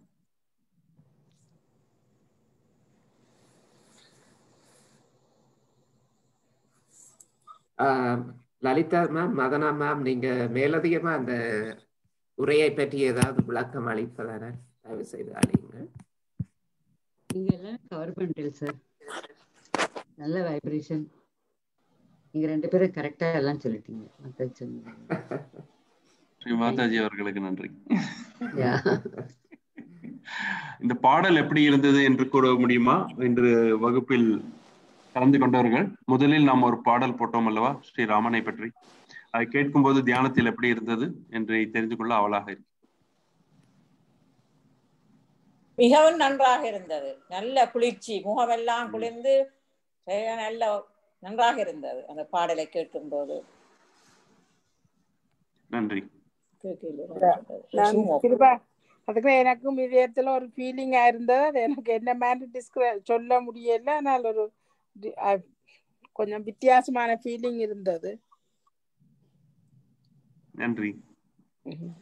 ஒவ்வொரு சக்கரத்திற்கும் ஒரு ராகம் இருக்கின்றது. அந்த சக்கரத்தின் ராகத்தை இன்று பிரயோகப்படுத்தி அந்த பாடலை பாடி இருக்கிறார்கள். இதே சக்கரத்திற்கு ஸ்ரீ துர்கா ராகம், ஸ்ரீ பைரவி ராகம், இதெல்லாம் மிகவும் உகந்தது. இப்படி பார்த்தோம் என்றால் நம் மூலாதார சக்கரத்திற்கு ஷாம் கல்யாண், சுவாதிஷ்டான் சக்கரத்திற்கு யமன், மணிப்புரா சக்கரத்திற்கு அதற்கும் ஒரு ராகம் வைத்துக் கொண்டு எனக்கு சரியாக தெரியவில்லை. நமது விசுத்தி சக்கரத்திற்கு ஜெய் ஜெயவந்தி. இதெல்லாம் இந்துஸ்தானி இசையில் மணிப்பூரகத்துக்கு ஆபோகி. ஆபோகி கரெக்ட். அது இதுல அதே மாதிரி ஆக்ஞா சக்கரத்திற்கும் ஒரு பூபால் என்று கூறுவார்கள். சகஸ்ராரத்திற்கு தர்பாரி கானடா என்று சொல்வார்கள். இதெல்லாம் கேட்டோமானால் நம்மை அறியாமல் நாம் தியானத்தில் போய்விடுகிறோம்.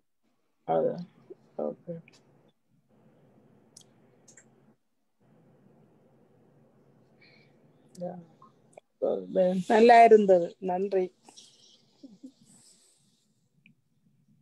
அதுல என்ன ஒரு விஷயம் என்னென்றால் பிரகாஷ் சொன்னது போல், அதே போல் அன்னை ஸ்ரீமாதாஜி சொன்னது போல், நமது வலது இதயம் நமது பொறுப்புணர்வு மற்றும் தந்தை ஆற்றும் கடமை அது சம்பந்தமானது. அதாவது நாம் நமது தாய் தந்தையரை எவ்வாறு நடத்துகிறோம், அதே போல் நாம் நமது பிள்ளைகளை எவ்வாறு நடத்துகிறோம் சம்பந்தமானது. அதாவது அந்த ஆண் பக்க உறவு சம்பந்தமானது, அந்த பொறுப்புணர்வுகள் சம்பந்தமானது. கரெக்ட். மற்றும் சகஜயோகா என்பது வெறும் தியானத்தில் ஈடுபடுவதோ வழிபடுவதோ மட்டுமே இல்லை. அது ஒரு இயல்பான வாழ்க்கை முறை. நாம் வாழ்க்கையில் அன்றாடம் கடைபிடிக்க வேண்டும். இப்பொழுது இந்த சமூக உணர்ச்சியை பற்றியும் தந்தையை பற்றியும் அறிந்து கொள்வதால் ஒன்றும் ஆகப் போவதில்லை. ஆனால் அதை நாம் வழிநடக்க வேண்டும். அதுதான் சகஜயோகம் என்பது. சகஜயோகத்தின் ஒரு முக்கியமான ஒரு பங்கு நம் சமூகத்திற்கும் நாட்டிற்கும் இந்த உலகிற்கும் ஸ்ரீ மாதாஜி அவர்கள் உணர்த்தியது அதுதான். அந்த சக்கரங்களின் குணாதிசயங்களை நாம் பிரதிபலிக்க வேண்டும் நம் அன்றாட வாழ்க்கையில். மற்றவர்களுக்கு வெறும் அறிவுரை வழங்குவதற்காக மட்டுமல்ல, முதலில் நம்மை நாமே திருத்திக் கொள்ள வேண்டும். அதுதான். அப்படி செய்தோம் என்றால் நமக்கு மிகுந்த பலனை அனுபவிக்கலாம், நல்ல பலன்களை அனுபவிக்கலாம் சகஜயோகாவினால். முயற்சி செய்து பாருங்கள். ஒரு சக்கரத்தை பற்றி தெரிந்து கொள்ளும் போதும் அதன் குணாதிசயங்களை தெரிந்து கொள்ளும் போதும் நாம் இப்படி இருக்க வேண்டும் என்று ஒரு உறுதிமொழி எடுத்துக்கொள்ள வேண்டும். நாம் அப்படி செய்தோமானால் நம்முடைய வாழ்க்கை மிகவும் இலகுவாக, எந்த விதமான பிரச்சனைகளும் இல்லாமல் நன்றாக கடந்து போகும். இது அனுபவத்தில் உணர்ந்த உண்மை. இதை ஜஸ்ட் சொல்லிக் கொள்கிறோம், அவ்வளவுதான். மிகவும் நல்லது பிரகாஷ். நீங்கள் சொன்னது போல் இது வெறும் அறிவுரை அல்ல. நாங்கள் எவ்வளவோ படித்திருக்கிறோம். அநேகமான இந்த விடயங்கள் உங்கள் எல்லோருக்கும் தெரிந்திருக்கும். சகஜயோகா என்ன சொல்கிறது என்றால், அதை நாங்கள் நடைமுறையில் மேற்கொள்ள வேண்டும். மேற்கொண்டால்தான் நமது அந்த சக்கரங்கள் மேம்பட்டு நமது தியானத்தில் நாங்கள் வளர்ச்சி அடையும்.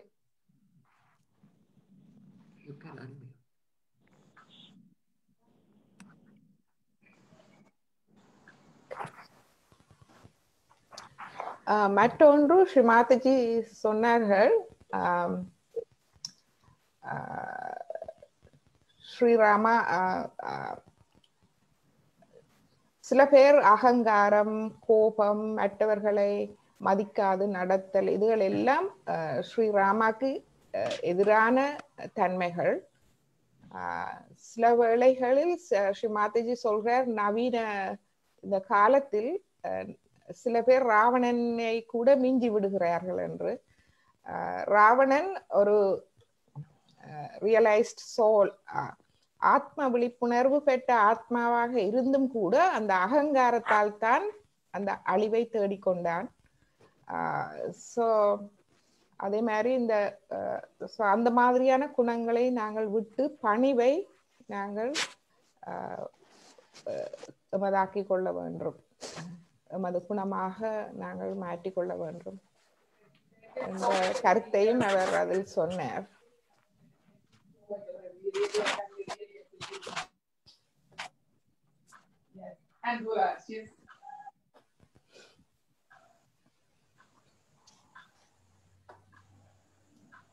உதயகுமார் சார், நீங்க என்ன சொல்ல வந்தீங்க? ஹலோ, சொல்லுங்க சார். நல்ல இனிமையா இருந்தது பாட்டை கேட்டுக்கொண்டே இருக்க நல்ல ஆசையா இருந்தது. அது மொழி வேறையா இருந்தாலும் அந்த ராகம், அந்த சொல்லப்படுற சொல்லுகளும் நல்ல முழுக்க ஒரு ஈர்க்கக்கூடிய மாதிரி இருந்தது. நல்ல சரியான கருத்தை பதிவிட்டுக் கொள்கிறார் உதயகுமார் அவர்கள். நானே சொல்ல வேண்டும் என்று இருந்தேன். சகஜயோகா தியானத்தில் மற்றொரு ஒரு முக்கியமான அம்சம் என்பது, நமக்கு மொழி தெரிய வேண்டிய அவசியமே இல்லை. ஏனென்றால் நாம் எல்லாவற்றையும் வைப்ரேஷன்ஸ் எனப்படும் நுண் அதிர்வுகளால் உணர்ந்து கொள்கிறோம். இப்பொழுது இந்த பாட்டு எங்களுக்குமே அதிகமாக புரியாது. நாங்கள் எல்லாரும் தமிழ்நாட்டை சேர்ந்தவர்கள், அவ்வளவாக இல்லை, சுத்தமாக ஹிந்தி தெரியாது. இருந்தாலும் அந்த பாட்டில் உள்ள வலிமையை நாம் நுண் அதிர்வுகள், அந்த வைப்ரேஷனால் புரிந்து கொள்கிறோம். நம் இதயத்தை தொடுகிறது, நம் ஆத்மாவை தொடுகிறது. ஸ்ரீ மாதாஜியின் விளக்குரையும் அதே மாதிரி தான். இதை நன்றான பயிற்சியாகும். நமக்கு அந்த ஆங்கிலத்திலோ அல்லது ஹிந்தியிலோ புலமை பெற்றிருக்க வேண்டிய அவசியம் இல்லை. ஸ்ரீ மாதாஜியின் ஒவ்வொரு வார்த்தை பிரயோகமும் டைரக்டாக நமது ஆத்மாவை சென்றடையும், அது பிரதிபலிக்கும். அப்படி நாம் செய்யும்போது நமக்கு நல்ல நுண்ணதிர்வுகளும் ஒரு நல்ல நிலையும் சந்தோஷமான ஒரு நிலையை கிட்டும். இப்படி உணர்வதால் மட்டுமே நன்றாக உணர முடியும். உணர்வுபூர்வமாக உணர வேண்டும். நல்ல சரியான கருத்து. நன்றி திரு உதயகுமார் அவர்கள். நன்றி உதயகுமார் சார். பிரகாஷ் சார் நன்றி. நன்றி பிரகாஷ் சார் சொன்னது போல இசை மொழிக்கு அப்பாற்பட்டது. சாதாரண இசையே மொழிக்கு அப்பாற்பட்டது. அப்படி இருக்கும்போது தெய்வீக இசை எல்லாவற்றையும் கடந்து நமது இதயத்தை தொடும். இது மிகவும் உருக்கமான ராகமாகும். இதய சக்கரத்தை கொண்டவையெல்லாம் மிகவும் உருக்கமான ராகங்களாகும். ஒரு சில சமயங்களில் நமக்கு நன்றாக அழுகை வந்துவிடும். அந்த அழுகை என்பது ஆனந்தத்தினால் வருவது, துக்கத்தினால் வருவதல்ல. ஸோ அதையும் நாம் புரிந்து கொள்ள வேண்டும். அப்படி யாருக்காவது கண்களில் நீர் வந்திருந்தால் அது ஒரு மகிழ்ச்சியின் வெளிப்பாடு, நம் ஆத்மாவின் மகிழ்ச்சியின் வெளிப்பாடு. அப்படி ரொம்ப ஆகும் அந்த மாதிரி. அது ரொம்ப இயல்பானது. Correct madam. இன்னைக்கு கிளாஸ் ரொம்ப வித்தியாசமா இருக்கு. அண்ட் எல்லாருமே ஒரு நல்ல ஒரு ஸ்திதினா எப்படி தமிழ்ல கரெக்டான வார்த்தை என்ன சார்? வினய் சார், தியான நிலை. அது ஸ்ரீ மாதாஜியோட அருள் இன்னைக்கு பரிபூர்ணமா உணர்ந்தோம் இந்த வகுப்புல. அது நான் ரொம்ப சந்தோஷமா இருக்கேன். இப்போ ஸ்திதி என்றது அந்த நிலை தான். கரெக்ட். அதை நமக்கு இன்னைக்கு கொடுத்துருக்காங்க. ஏன்னா எல்லாரோட மனநிலையும் ஒன்றாக இருந்தால்தான் இப்படிப்பட்ட ஒரு அனுபவம் கிடைக்கும். எல்லாரும் நன்றாக ஈடுபட்டு செய்திருக்கிறோம் என்று தெரிந்திருக்கிறது. அதுக்கு ஒரு பெரிய நன்றி எல்லாருக்கும். அநேகமா இப்ப ஒவ்வொரு வகுப்புமே அப்படித்தான் போகிறது. வாரவங்க எல்லாரும் இப்ப நல்லா அதுல ஈடுபடுறாங்க. Global collectivity sir. கண்டிப்பா. அதான் ஃபேஸ்புக்லயும் டிஷாந்தி மற்றும் சௌந்தரி அவங்க எழுதியிருக்காங்க, மிக அருமையாக இருந்தது என்று. அதே மாதிரி இந்த வகுப்பில் நாம் ஈடுபடும் போது யாரும் ஸ்ரீ மாதாஜி கூறியது போல் சகஜயோகவில் இந்த உயர்ந்தவர்களோ தாழ்ந்தவர்களோ அப்படி எதுவுமே இல்லை. நாம் எல்லோரும் சகோதர சகோதரிகள், எல்லோரும் ஒரே நிலையை தான் இருக்கிறோம். ஸோ இப்படி வகுப்பினை நான் பேசிக்கொண்டிருப்பதால் மட்டும் நான் ஒரு சிறந்த சகஜயோகி என்று கூறிவிட முடியாது. எனக்குள்ள அந்த நல்ல குணாதிசயங்கள் இருக்க வேண்டும். அடுத்தவர்களுக்கு என்னை விட மிகவும் மிகுதியாக இருக்கலாம். இப்பொழுது லலிதா தீதி அவர்களும் நம்முடைய மற்ற இன்னொரு சகோதரிகள் எல்லாம் அவர்கள் நம்மை அவர்களுடைய நுண் அதிர்வுகளால் நம்மை ஆதரிக்கிறார்கள், அந்த வைப்ரேஷனால் சப்போர்ட் செய்கிறார்கள். அவர்களுடைய நல்ல நிலையில் அவர்கள் இந்த தியானத்தில் கலந்து கொள்ளும்போது அவர்களால் நமக்கும் அந்த நன்மைகள் கிடைக்கப்பெறுகின்றது. இதுவும் ஒரு சகஜயோகாவின் ஒரு முக்கியமான ஒரு அம்சமாகும். சொல்லியிருக்கிறாங்க. இந்த நிலைமையிலேயே நாம் இன்னொரு சிறிய பாட்டு கேட்கலாமா? ஸ்ரீமாதாஜி, அன்னை ஸ்ரீமாதாஜி அவர்களே பாடுகிறார்கள். கண்டிப்பாக. ரகுபதி ராகவ ராஜாராம் என்பதுதான் பாட்டு. ஸ்ரீராமரை புகழ்ந்து பாடுவது. அதில் மேலும் அந்த பாட்டில் வருகிறது ஈஸ்வர அல்லாஹ் தேரே நாம், அதாவது இறைவன் ஈஸ்வரன் அல்லது அல்லாஹ் எந்த பெயரில் சொன்னாலும் அந்த இறைவனையும் புகழ்ந்து ஸ்ரீராமரின் குணாதிசயங்களையும் புகழ்ந்து பாடுகிறார். அருமையான பாட்டு. ஒரு 2 நிமிடம் தான் கேட்கலாம்.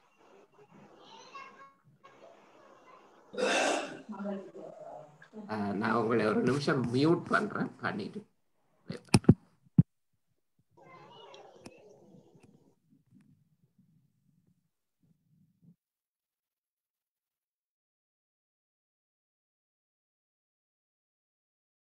which one you are going to say?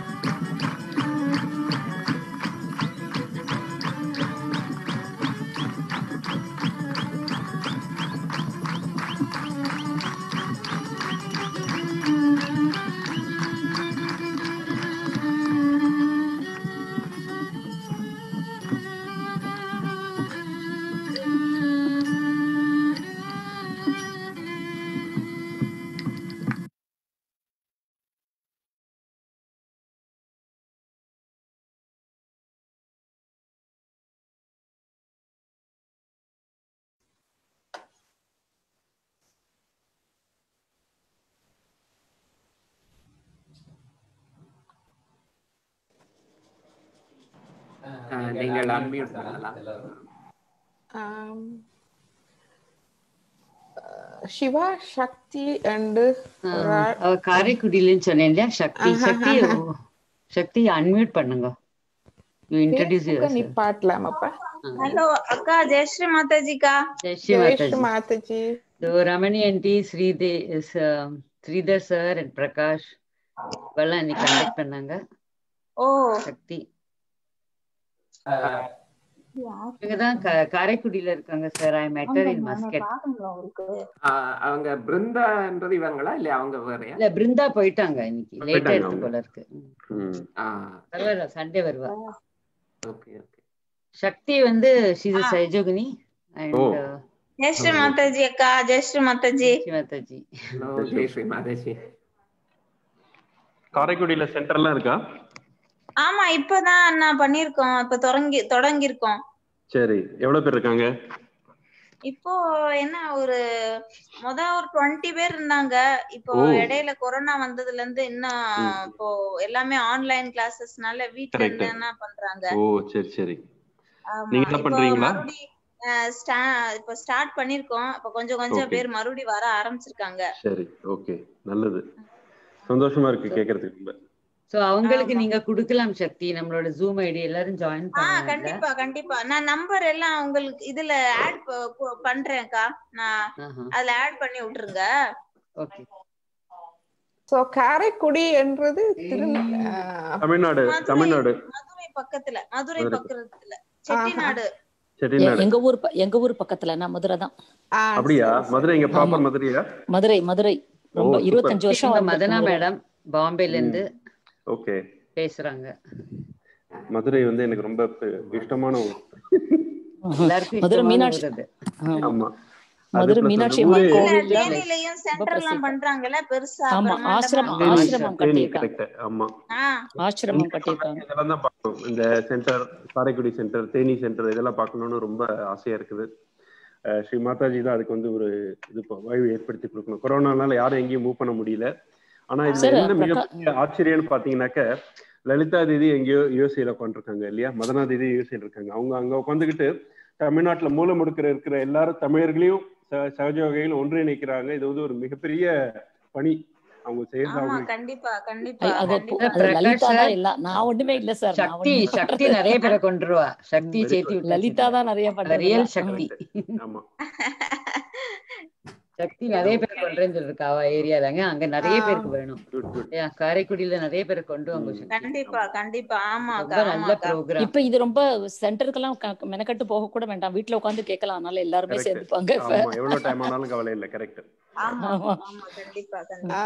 மற்றது இன்னொரு ஜலால்தீன். ஜலால்தீன் சார், நீங்க 7 o'clock நீங்க ஜாயின் பண்ணணும். நீங்க முடிஞ்ச அப்புறம் ஜாயின் பண்றீங்க.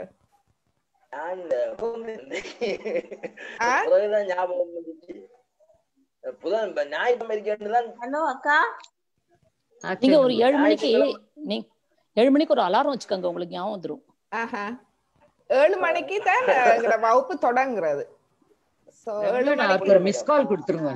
நீங்க இந்த ஞாயிற்றுக்கிழமை வாங்க. ஞாயிற்றுக்கிழமை இந்த முதலாவது வகுப்பு புதியவர்களுக்காக நாங்க ஆரம்பிக்கிறோம். அது உங்களுக்கு கூட விளக்கமா இருக்கும். ஞாயிற்றுக்கிழமை 7 மணிக்கு எழுதி வைங்க, எல்லாம் வைங்க. கண்டிப்பா கண்டிப்பாக்கா. கண்டிப்பா கண்டிப்பா. நானும் அதுக்கடையில 2-3 பேர் புதுசா உங்களை எல்லாம் சேர்த்து விடுறேன்க்கா. நல்லது நல்லது. ஓகேக்கா ஓகேக்கா. ஜெயஸ்ரீ மாதாஜி. வழியில இருக்கேன். சரி சரி. ஓகே சரிக்கா. ஓகேக்கா. பாய்க்கா. Lalitha bye. Jayashree Mataji. Good night Jayashree Mataji. நன்றிண்ணா. ஜெயஸ்ரீ மாதாஜி. நன்றி. உங்க அம்மாக்கு ரொம்ப யூஸ்ஃபுல்லா இருந்துச்சு. எனக்கும் நேரமாகிவிட்டால் நான் வெளியேற வேண்டும். உங்களது அனுமதியுடன் வெளியேறலாமா? Okay sir. Thank you Prakash ji. Prakash sir. நன்றி பிரகாஷ். மாதாஜி. சொல்லுங்க. பிரகாஷ் சார், உங்களோட ரிலேட்டிவ் வந்து முரளின்னு சொல்லிட்டு செம்பூர்ல இருக்காரா? ஆமா, செம்பூர் என்னோட பெரியமா பையன். ஓஹோ, அவர்தான் ஆமா. செம்பூர் சென்டர்ல நாங்கெல்லாம் ரொம்ப வருஷமா ஒண்ணா இருந்திருக்கோம். ஓ, அவரோட அண்ணா வந்து இதுல இருக்காரு, அது பாஸ்டன்லயோ தெரியும். இருக்காரு. கிருஷ்ணா பாலகிருஷ்ணன். பாலகிருஷ்ணன் இல்லையா? ஆமா, பாலகிருஷ்ணன் தெரியும், மிருதங்கம்லாம் அவரை தெரியும். வாசிப்பாரு. ஆமா. அவர் வந்து ஷார்ட் டைமுக்கு தான் அங்க இருந்தார் தெரியும். But correct. முரளியோட பையன் பேரு வாகீஸ்வர்னு சொல்லிட்டு தெரியும். அவன் வந்துருவான், சென்டருக்கு வருவான். ஓ, கொஞ்சம் அவன் ஒய்ஃப் கொஞ்சம் வந்திருந்தா, ரொம்ப வரது இல்ல. அப்புறம் ஆமா ஆமா ஆமா, முரளி பிஸியா ஸ்டில் இருக்கான். சஹஜா முரளி என்னோட பெரியப்பா பையன். முரளிலா தெரியும். நாங்கெல்லாம் ரொம்ப வருஷம் அவர்கிட்ட கேளுங்க. அப்படியா? நீங்க ரங்கமன்னார் மதனாலாம் தெரியுமா? கேளுங்க. ஓ, சரி சரி சரி, கண்டிப்பா. ரொம்ப வருஷமா ரொம்ப. நாங்க செம்பூர்ல ஓ, சென்டர்ல world is very small. Very small, very very small. Okay, good evening Prakash sir. சரி. தேங்க்யூ, அடுத்த வாரம் நன்றி. சந்திப்போம். Thank you sir. நன்றி. சாரி என்னால Right. போடும். Good night. ஓகே, பிரச்சனை இல்லை. மற்றும் ஃபேஸ்புக் காணொளியை நாங்கள் இத்துடன் நிறுத்திக் கொள்கிறோம். ஃபேஸ்புக் அன்பர்களே, இணைந்ததற்கு மீண்டும் நன்றி. நாங்கள் இந்த வருகின்ற ஞாயிற்றுக்கிழமை மாலை 7 மணிக்கு ஒரு விசேஷ நிகழ்ச்சி புதிதாக முதல் தடவையாக இணைபவர்களுக்காக ஆன்ம விழிப்புணர்வு கொடுக்கும் நிகழ்ச்சி. ஆனால் உங்களின் ஆதரவு, உங்களின் அன்பு மற்றும் உங்களின் நுண்ணதிர்வுகள் அவையெல்லாம் நமக்கு மிகவும் உதவியாக இருக்கும். புதியவர்களுக்கும் அது உதவியாக இருக்கும். எனவே நீங்கள் இது புதியவர்களுக்கான வகுப்பானாலும் ஞாயிறு மாலை 7 மணிக்கு தயவு செய்து இணைந்து கொள்ளுங்கள். நன்றி, வணக்கம்.